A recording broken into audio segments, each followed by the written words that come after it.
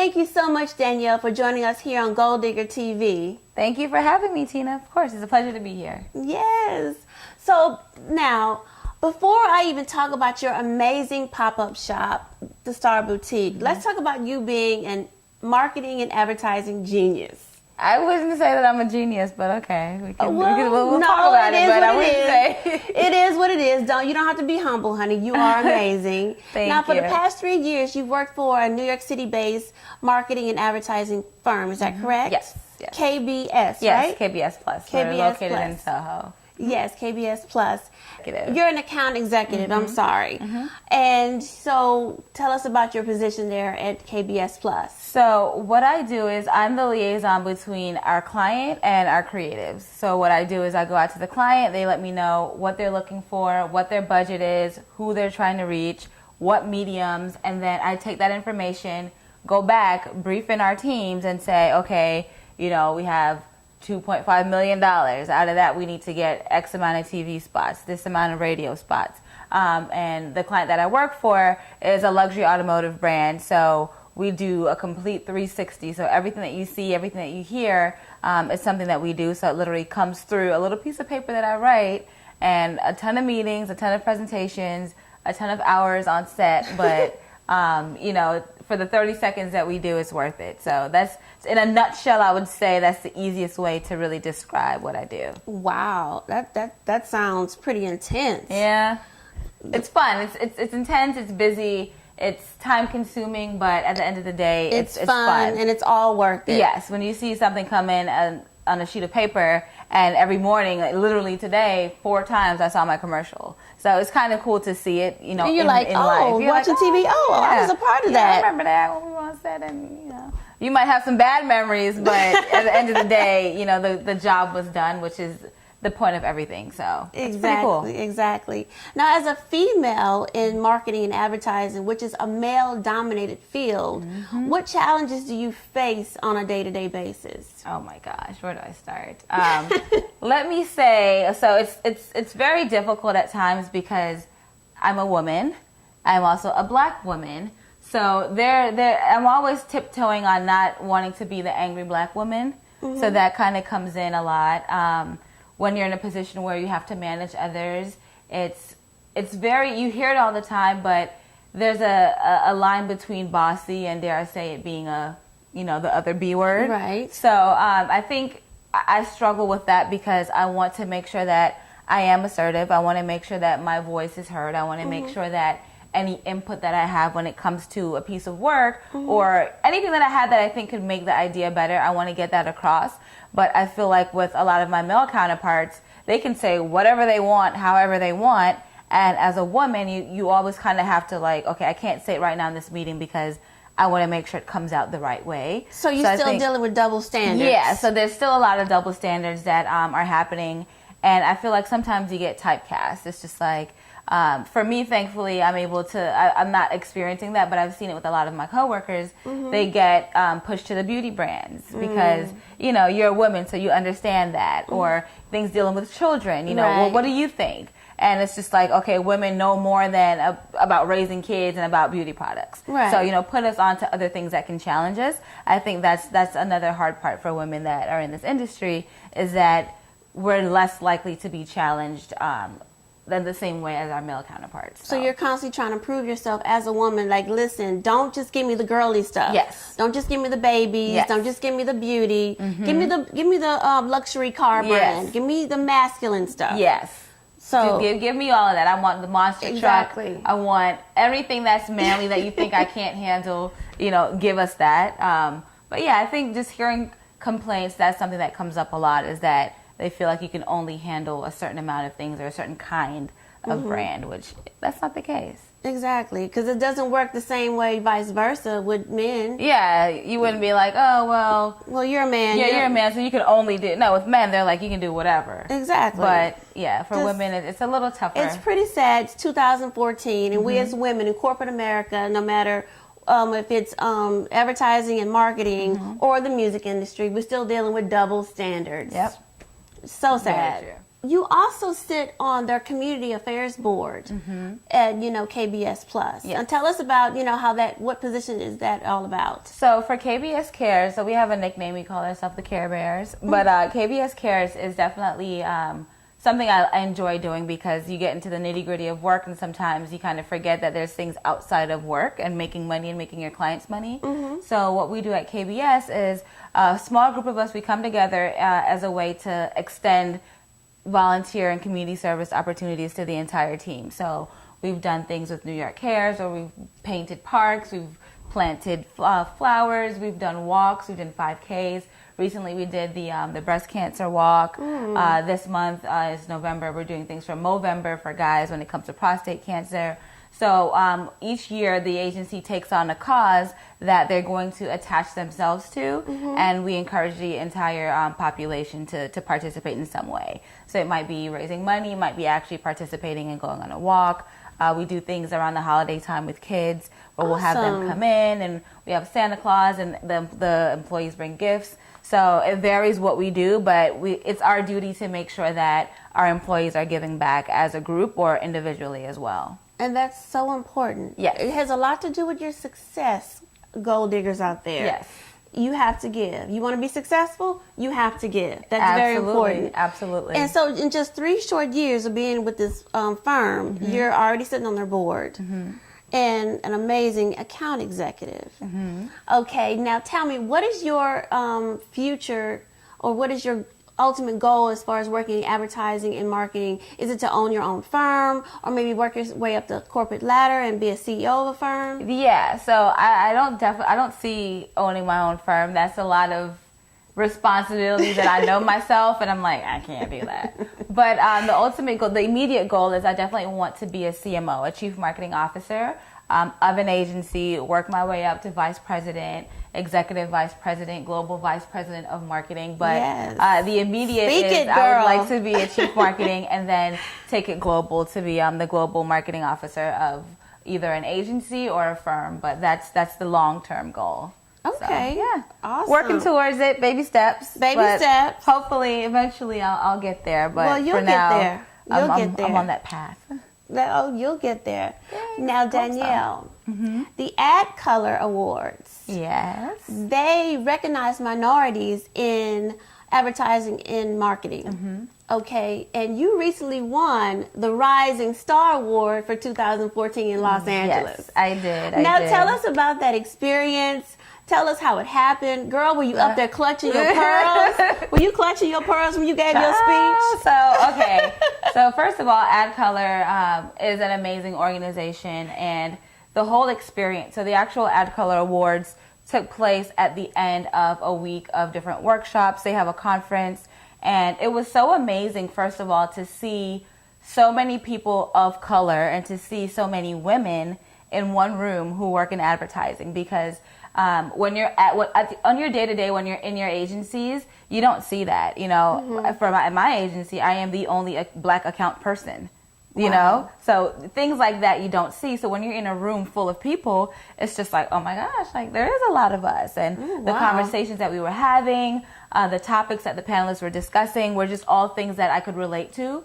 So it was definitely a wonderful networking opportunity. Let's have that be put out there. Yes. And the actual awards itself, the way the process works is it's open to all agencies, so globally, nationally, and people get submitted for different categories. So my agency submitted me for the Rising Star Award. So that alone, I felt like I won. I was like, I've been here for 3 years, and for them to even recognize me on this level and to submit me, that means a lot. Black in the office? Yes, I was just not in the office. Let me correct that, but not like in the office. on the account that I work on, I am the only black account person. Okay. But so even that, but just to be recognized was amazing. So I get to Los Angeles, and let's just say there were 700 people in my category, and they dropped it down to 3 nominees, and the 2 other girls were so amazing, and I was just like, oh, I'm not gonna win. Like, thank you, I've already won. I'm nominated. I get to be around these people, but I did not anticipate winning. And when they called my name, it was literally one of those like, oh, okay, well, I guess I gotta get up now. Like, where do I walk? And if you see the video, it's like you hear the music and like it takes me a while to get to the stage because the only thing in my head was like, don't fall, don't fall, don't fall. But it was great. I walked on the stage where they had the Golden Globes and, gave the speech, and it was just really, really, really, it was motivating. It kind of gave me that feel like, okay, you're on the right path. You're doing something great. Your peers are recognizing you at this level. So it just makes me feel like, okay, now I have to live up to that title. So if they're calling me a rising star, if they believe in me as a rising star, like I have no choice but to rise, right? That's right. So Rise I to think the that's top. where I am now, and bringing other people up with me, because like you said, the only way that you can get far is if you bring people with you. So but definitely thank you to Add Color. It was such an awesome experience. Now, I was reading your bio, and before you even got into advertising and marketing, you were you were working at a nonprofit. Yes. And you're constantly volunteering for different organizations. Tell me, why is it so important to you to give back and to reach back to help someone else? I think for me, I feel like that's my duty, that's my responsibility. I feel like none of us got to where we are on our own. No. And in order for any of us to get to that next step, some of us might think we got it all together and we can blaze our own paths, and that's not the case. You're always going to need someone that's going to help you get to that next level. And I just feel like as human beings, that's our nature. We're supposed to be loving. We're supposed to help each other. We're supposed to be a community. We're supposed to be a unit. And I feel like instead of sitting back and saying, what if, or people should do this, if I can do something, I'm going to do it. I may not be able to offer you a lot, but whatever I have that I can give, I'm going to give it to you. Exactly. And it's just in the hopes that, okay, if I pay it forward, maybe it'll start a trend, and this person that I helped pays it forward to help somebody else. So, Exactly. It's kind of like, let's make giving back in community sexy. Like, let's make it a thing. Like, Exactly. Everything else is cool. Let's make this something that people want to catch on to and follow. So Exactly. yeah, So, I think it's super important. So you refuse to be like Pastor Mike says, an armchair activist. Yes. There's no armchair activists over here. No armchair. By the way, we go to the same church. Yes, Pastor Mike, FCBC, Harlem. Come there 9:30, 11:30. First Corinthian Baptist Church. We love you. Yes. Our shameless plug, but we love the Lord. Yes, we love the Lord. All right, sorry, we back. So Danielle, now let's get to the Star Boutique. Yes, Tell everyone out there exactly what is the Star Boutique, and tell us what it's all about. Okay, because I love it. So the Star Boutique is my baby, and I'm glad you love it. But the Star Boutique is basically a charity-driven pop-up shop. So what we do is we cater to teenage girls living in the shelters in New York, so age 13 to 18. We invite them to come out. We set up different spaces, and we turn it into what you would imagine to be a high-end boutique. So the clothes that we get, the shoes that we get, the accessories, everything is all donated. But we have these girls come in, to shop. We don't charge them for anything, but they get to try on clothes. They get their hair done, makeup done, nails done. But before they get to do any of that, we have a speaker that does an activity with them, that speaks to them, and we really instill the importance of confidence and self-esteem. So before they get to see the physical things and do the physical things and change the physical, we make sure that inside feels right. Because if they're not right on the inside, then everything that we do for the rest of the day is irrelevant. So we get their mind right, and then they can get glammed up. But we've been in about a year and a half now. Last February is when we started. And it's blown up bigger than I can imagine. So exactly. We're just going to keep going. Yes. Now, let me ask you, I volunteered for the Star Boutique before. And, it's such an amazing experience. And let me tell y'all, audience, that the clothes that are donated, that these girls get to shop for, this is not no scrubs. Okay? I mean, it's a struggle sometimes. I know. You're like, ooh, that looks so... Like, put it on a hanger. I know. Is there a personal story that created the birth of the Star Boutique? Is there a personal story of your own? Yeah, so for the Star Boutique, like you mentioned before, I used to work at a nonprofit. And while that was a good experience, that wasn't what I went to school for. At the time, that wasn't my passion. It was just literally, I came to New York, I needed a job. But while I was there, I fell in love with the work that the organization was doing, and I realized that I had this soft spot for teenage girls in need. And at the time, I did what you can call the mini version of the Star Boutique. We took one of our conference rooms there, and I had the same thing. I had the mentors and the volunteers donate clothes. We set it up, and the way the girls reacted to it, I was just like, okay, we're on to something. So I left the organization, but I still had that passion to give back. So I did this thing where every month I would volunteer somewhere. Every month, whatever it was. But I still did not feel fulfilled. You know, I didn't feel like I did something that impacted someone specifically, you know, directly. Exactly. Still had that itch. Yeah, there was still that itch. And one night I couldn't sleep, and I woke up and I was like, I want to do this thing again, but I want to do it in a bigger scale. And I contacted 2 of my friends, and I was like, here's this idea. What do you guys think? They were on board, and I did it. It was supposed to be a one-time thing. And then the girls were like, well, when is the next one? My sister couldn't come to this one. And volunteers were asking, and before I knew it, it just blew up. And I was just like, all right, well, I guess it's going to be an organization. So it is an organization. It started off just as me having a soft spot for girls. I worked with girls who were in the shelter system before, so I know the taboo that's attached to that. So I feel like, okay, it's my duty now to make sure that they know that they're not less than, you know, because this is your circumstance right now. You know, by loving yourself, you can get to the next level. So here we are. Yes, here you are. And talk about what some of the sponsors that has been for the Star Boutique. Oh, we've had quite a few sponsors. Thank you to our sponsors. That's how we survive. But for different spaces, so even my job, KBS Plus, they've donated a space. Sean John, Bad Boy Entertainment, they've donated the Sean John showroom for one of our back to school sessions, which was amazing. And tied to them, they got clothing donations, hair products, you name it. We've had Motions donate their hair products to us.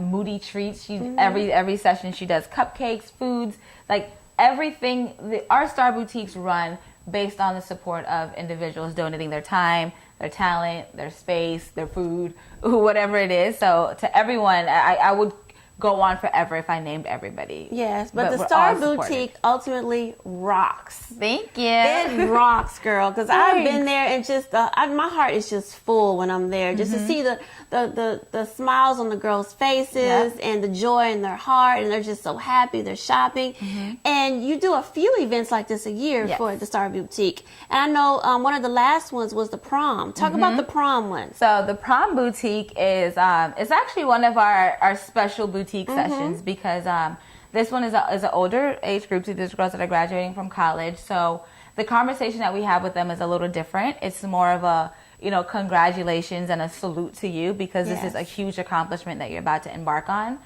For those of us who went through the whole college phase, it's expensive to go to college. It's expensive to get a dress. It's expensive to graduate. All those things that come with graduation, it's money, it's bills, it's all these things on top of the fact that you live in a shelter. So we have a different conversation with those girls. We let them know that, you know, what you're doing is awesome. Congratulations. You know, graduating is a big deal. The girls get to shop for their gowns free of charge.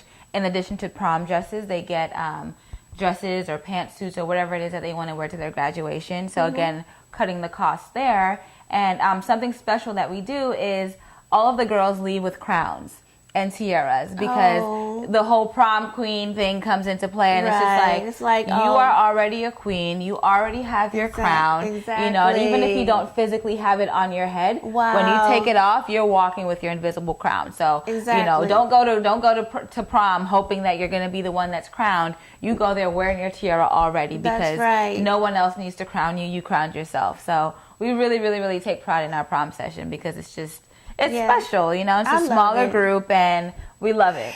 So when you first started the Star Boutique, what was some of your biggest challenges? Because, you know, like anytime you start something new, a new project, especially when it's grassroots from the ground up, limited money, limited resources, what were some of the biggest challenges that you faced? Was it like volunteers? Was it donations? Maybe a location, getting partnerships? What was some of the challenges, and how did you overcome them? I would say the first challenges that we had were finding a space and getting enough donations. And I think at the time, I had this idea of the Star Boutique and what the Star Boutique is. And when you're reaching out to people and you have no pictures, no website, no past event, it's just like, and you want me to give you my space for free? It's just like, So that was a struggle in the beginning because we couldn't get anything donated that we needed. No one knew about us, so I was kind of stuck with my personal circle. My friends who were helping me were stuck with their personal circles. So we were like, okay, this is like a ton of donations. But when all the girls came in, we're like, oh, okay, well, somebody might not get something. So it was really hard, getting enough donations. Right. And honestly, I would say after we had that first session, and word of mouth is a powerful thing, because the next time that we had a boutique session, people were willing to donate their space. We had more than enough donations. We had people coming in to do nails here. It's to the point now where people are contacting us before we even have sessions. But I would say the first part was not being able to get anything because no one knew who we were. So now we make sure that we have pictures, we have videos, we have a proper website. We branded the Star Boutique to the T. So anyone who Googles us, everything looks the same wherever you look. So I think that kind of helped us. So now when I go to companies or businesses, I have a packet. We're professional. We have all of our things together. So that's helped us a lot. Danielle, the tagline for the Star Boutique is, it's so powerful, it's so simple, yet so amazing, where confidence never goes out of style. Why did you choose such an amazing yet simple statement? Because I think a lot of, especially women in particular, teenage girls in particular, they do not realize how important it is to be confident. Having confidence trickles in all areas of your life. You know, when it comes to school, how you attack your homework, how you respond in class, how you speak to people, how do you interview, how do you market yourself. They don't realize that, that fake it till you make it. It's a real thing. If you go in confident and big and bold, people will have no choice but to believe you, but to respect you. And that's something that's ongoing in all areas of your life. No matter how old you get, being confident is super important, and it never goes out of style. So the clothes that you can get today, it's great for the next couple of months, maybe a couple of years, but then it's out of style. The confidence that you're going to discover after coming to the Star Boutique is something that's never going to go out of style. Never. Years and years to come, it's only going to continue to grow, and you're going to develop and, shine and, walk into your own confidence, your own self-esteem. And that can never go out of style. And back to what you were saying, fake it till you make it. If you fake it till you make it long enough, to the point where you don't have to fake it anymore, it's just natural. You forget. Okay, now your logo, the Star Boutique, it has 5 stars. But one thing I love about it is that each star represents something. Yes. You call it the 5-star powers. Yes. Talk about those, so please. The 5-star powers. So first, I would like to definitely give credit to Helen McMillan. She's a life coach, speaker, just wonderful, fabulous woman. And she was the one who actually coined our 5-star power. So this is something that when we work with our girls and when we do our sessions that we definitely implement. So, the star power is, the power of letting go of unhealthy relationships. That's one of them. Yes. The power of sisterhood is one of our star powers. Yes. The power of education is something that we find that's very important. The power of confidence, of believing in yourself. That's the whole reason why we're around. Yes. And then, of course, sisterhood. At the end of the day, we're women. And I think we always get placed in these positions where we're forced to compete with each other, or we hate on each other, or we just nitpick. And this is very unnecessary. And I think if we realize that if we all came together as women, we could make a huge movement. So definitely we have those 5 things that we stress as important. Obviously for each person something will stand out more than the others, but combined, that's what we are about, is all those 5 things. And one other thing is letting go of unhealthy relationships. Yes. That is so important. I've had to do that myself. Yes. I don't know about y'all out there, but I've had to do that myself. Love it. Love it. Yes. Girl, congratulations. The Star Boutique is well on its way to becoming a 501c3 official nonprofit. Yes. Yes. You know what that means, donors. You know what that means. That means that you can make a big donation and it's a tax write-off, baby. Yes. Yes. So we need Donald Trump, Bill Gates, Steve Harvey and Bill Cosby. We need big And Auntie donations. Oprah. And Auntie Oprah. Yes, we love you. Auntie Oprah. We need some big checks because this girl is doing big things. Okay, so I had to pull out the cue card for this one, honey, Okay. because you're just so fabulous over there. So What? okay, so you were recognized for the Ad Color Award, for the Rising Star. Yes.